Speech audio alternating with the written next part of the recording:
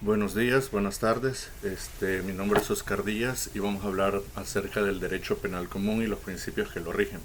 Para eso vamos a tener que analizar 4 casos específicos. El primero es está basado en el delito de remoción y alteración de linderos regulado en el Código Penal salvadoreño en el artículo 219-A. En este caso simplemente se trata de dos personas que hacen remoción de linderos para hacer una construcción en los terrenos de otras dos personas, las cuales buscan a un abogado defensor para que los represente y demandan a los constructores o a los que removieron los linderos. En ese caso, después de que se hace la fase inicial, el juez decide que lo va a pasar a fase de instrucción, pero para pasar a la fase de instrucción ellos van a guardar prisión o se les va a retener su libertad. Ahora bien, ¿cuáles son los principios que se pueden ver vulnerados en un caso como este? Primeramente, en el artículo 1 del Código Procesal Penal encontramos el principio de juicio previo. También vamos a encontrar como otro principio la imparcialidad e independencia judicial en el artículo 4, inciso 3. Y sobre eso mismo vamos a hablar un poco del principio de necesidad que aparece en el artículo 5. Sobre eso, la normativa en la que nos vamos a basar primeramente, pues la base de todo es la Constitución. En la Constitución, en el artículo 11 y el artículo 12, nos hablan acerca de que las personas van a tener presunción de inocencia y tienen que ser vencidas en un juicio oral y público para poder tomar ciertas medidas como la privación de libertad. Claro que pueden haber excepciones dependiendo la gravedad y del delito que se comete. Ahora bien, el artículo 6 del Código Procesal Penal también nos habla de la presunción de inocencia. La Corte Interamericana de Derechos Humanos también nos habla de que la detención provisional solo se justifica cuando una persona podría llegar a detener el proceso o eludir la justicia penal. Ahora bien, el artículo 11.1 de la Declaración de Derechos Humanos también nos habla de que las personas deben presumirse inocentes hasta que se les demuestre lo contrario, igualmente vencidas en un juicio público, oral. Ahora bien, con respecto al caso, el juez falló en el principio de independencia judicial porque en ese artículo 4, inciso 3, menciona que el juez deberá fundamentar los motivos por los cuales puede perjudicar o beneficiar a un imputado. En el caso que se estudió, no se ve que haya un razonamiento de parte del juez o una explicación al procesado. De esta misma manera tampoco aparece que los acusados hayan tenido a un abogado defensor, cosa que es primordial para el debido proceso. Por esos elementos nosotros consideramos que no se hicieron respeto a los principios procesales para el debido proceso y que por lo tanto, como el artículo 2 de la Constitución también menciona, que se debe impartir justicia, y eso, cuando hablamos de impartir justicia, no solo es para las personas que reciben un daño a sus bienes jurídicos, sino que también a los que están siendo procesados para su respectiva protección, y como un límite al jus poniendi para que no haya un abuso de parte del Estado, sino que haya un proceso que garantice que el resultado de dicha investigación o de dicho proceso, ese fallo va a ser congruente con el valor axiológico de la finalidad de justicia. Ahora bien, en el caso 2 tenemos el contrabando de mercancías, que está regulado en la Ley Especial de Infracciones Aduaneras en su artículo 15A y 16. En este caso tenemos una persona que estaba cruzando la frontera de El Salvador con Honduras y le encontraron mercancías por 100 cajetillas de cigarros que estaba cruzando por un punto ciego, o sea que estaba cayendo dentro de la conducta tipificada anteriormente, y al pasarlo a la fase inicial del proceso, el juez lo pasa a la fase de instrucción, pero que en esa fase de instrucción él deberá estar en prisión en el penal Esperanza. Ahora bien, ¿qué pasa en el penal Esperanza?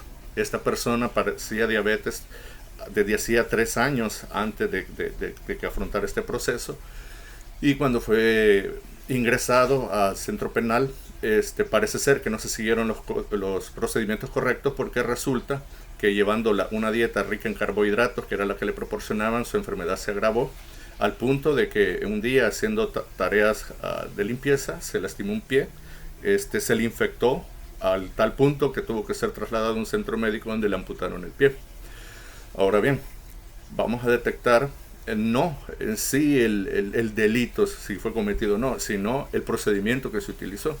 En este caso, el juez tomó la medida de enviarlo a prisión, provisionalmente, claro, ¿verdad? Pero quizás se podía haber usado el principio de necesidad para tratar de determinar qué tan grave era el delito, la persona que lo cometía, la cantidad con la que se estaba pues faltando a la ley especial, y a lo mejor quizás posiblemente el juez podía haber hecho esperar a esta persona el proceso, digamos, en prisión domiciliar. Ahí a lo mejor hubiera tenido los cuidados de sus familiares, los medicamentos a la mano, que sí en el caso se expresa de que sus familiares trataron de ingresar sus medicamentos al centro penal, pero que tampoco las autoridades se lo permitieron.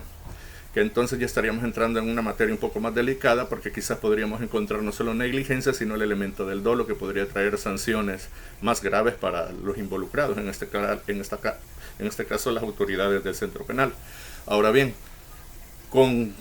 en cuanto a la legislación, vamos a encontrar que los principios vulnerados son el de la dignidad humana, que están los podemos ver reflejados en el artículo 2 del Código Penal y en el artículo 3 del Código Procesal Penal. ¿A qué nos referimos con la dignidad humana? Decíamos en clase que era pues todo aquello que es inherente al ser humano o que está relacionado con él. Puede ser desde su físico, su arte, sus expresiones, sus ideas, la libertad de expresión, la vida, la salud, la libertad, todo lo que implica el ser humano, todo eso abarca la dignidad humana. Ahora, si vemos en el artículo 1, 2 y 65 de la Constitución, inicialmente vamos a ver que la Constitución reconoce a la persona humana como el principio y el fin de la actividad del Estado, y que el Estado deberá velar por su seguridad, libertad, salud y todos estos elementos que no se pueden enumerar todos, pero nos podemos dar una idea a partir de los artículos 1 y 2. Y el artículo 65 de la Constitución pues también nos menciona que el Estado deberá buscar los mecanismos y políticas necesarias para proveer salud en todo el territorio, y eso incluye las cárceles, no excluye a las personas, están incluidas dentro de esa población. Ahora bien, la ley penitenciaria en su artículo 9, numerales 1, 2 y 4, en concordancia con el reglamento de la ley penitenciaria, en sus artículos 273, 274, 277, 283 y 286, nos ofrecen una gama de procesos que se deben de seguir para garantizar la salud de los que están bajo custodia. En este sentido, un aspecto importante a mencionar es que ellos al ingresar un recluso, ellos tienen 48 horas a partir del ingreso para hacer un chequeo físico general, para conocer cómo está la salud del detenido, del procesado, crear un expediente médico que va a tener la confidencialidad y el uso dentro del campo de los medicamentos del centro penal, del centro penal al que fue recluido. En ese sentido, cuando hablamos de esto, en ese momento en que se hace ¿cómo se llama?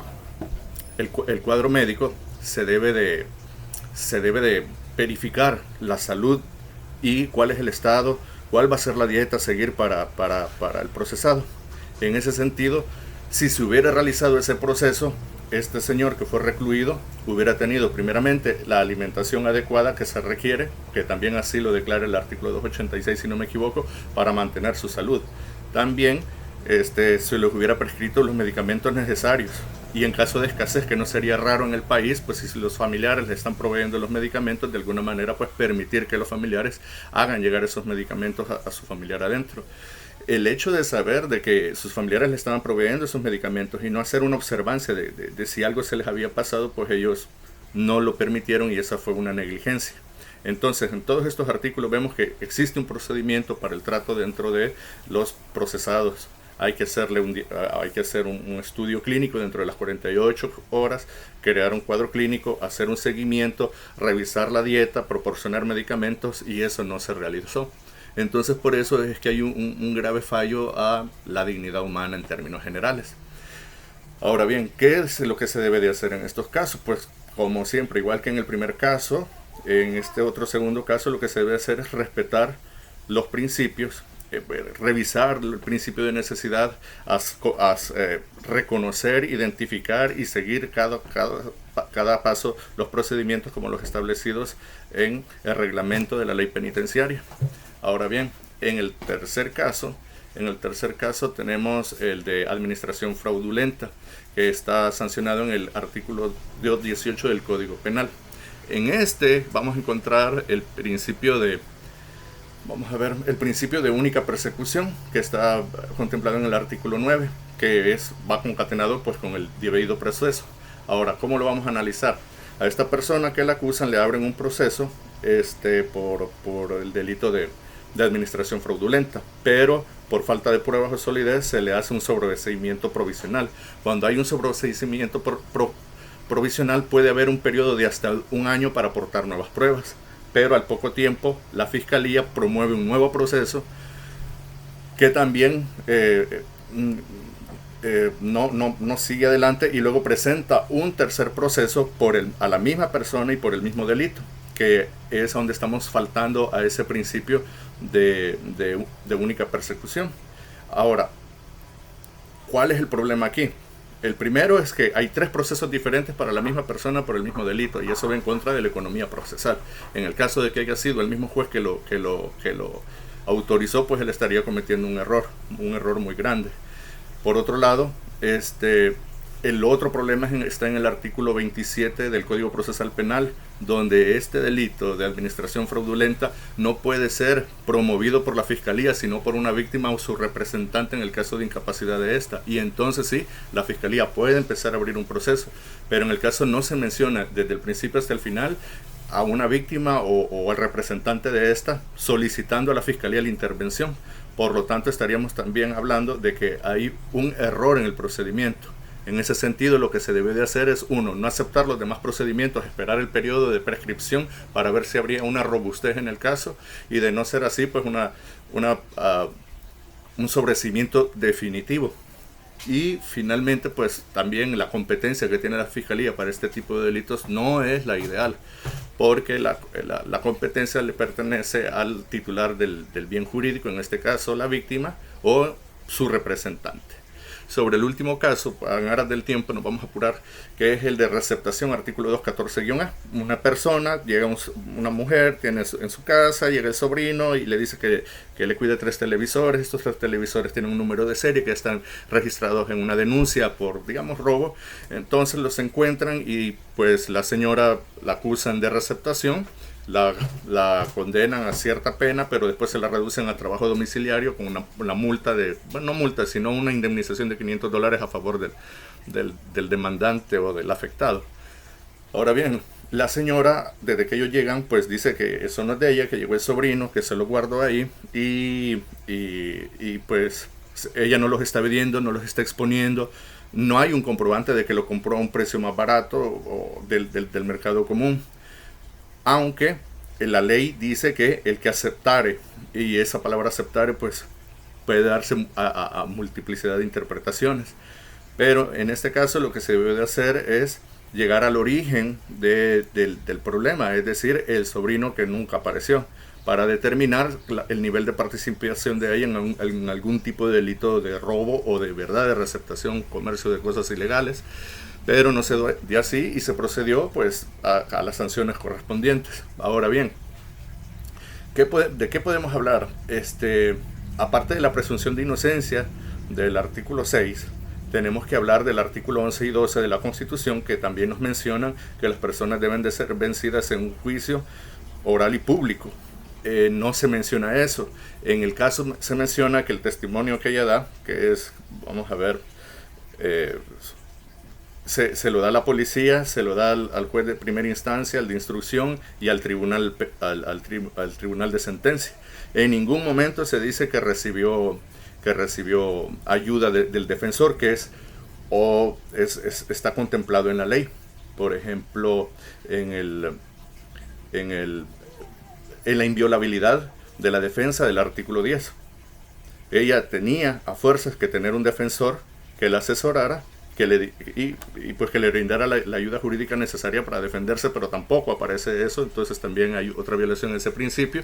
Y finalmente en el artículo 7, viendo que puede la señora sí ser culpable o puede no ser culpable, porque solo tenemos la versión de ella, no sabemos el resto de la investigación, la fiscalía y las otras partes activas del caso que estaban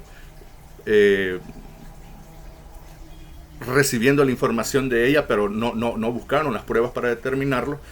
Nos preguntan que qué haríamos nosotros. Entonces, abusando del privilegio de poder decidir qué haría yo, después de ver esto, yo haría uso del artículo 7, el de la duda.